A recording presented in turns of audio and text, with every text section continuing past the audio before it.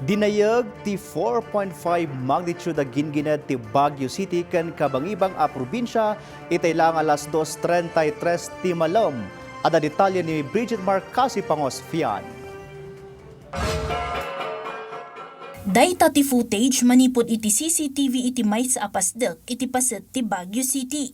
Iti report ti DOST Fivox. Nailista intensity 5 iti Baguio City Benguet, intensity 4 iti Aringay La Union, intensity 3 iti Sison Pangasinan, intensity 2 iti Urdaneta Pangasinan, ken intensity 1 iti Cuyapo ken Lingayen Pangasinan.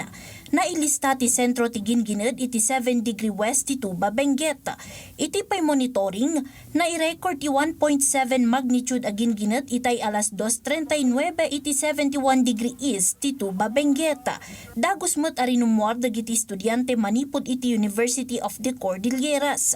Kastoy met ti senaryo iti Baguio City Hall. Rinumuar dagiti empleyado kas pannaganad kalpasan ti gingined. Iti Matrizal Elementary School, dagos arimuar dagiti learners iti playground. Dagiti daduma nakausar iti safety helmet. Kastamot iti Fairview Elementary School.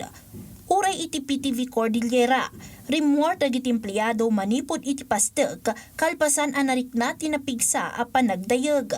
Iti munisipyo ti Itogon, rimuar dagiti empleyado manipod iti municipal hall.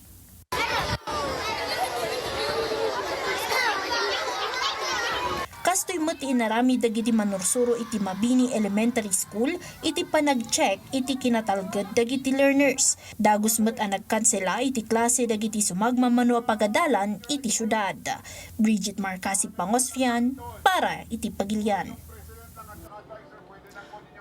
Mainaig iti dayta adabag adto iti updated a datos ti Fivox iti gingined. Malaksid iti Baguio City kan Tuba Benguet napasaran matlang ti intensity 5 a gingined iti Tubao kan Pugo La Union a nakalistaan ti sentro ti Nasao a panagdayag.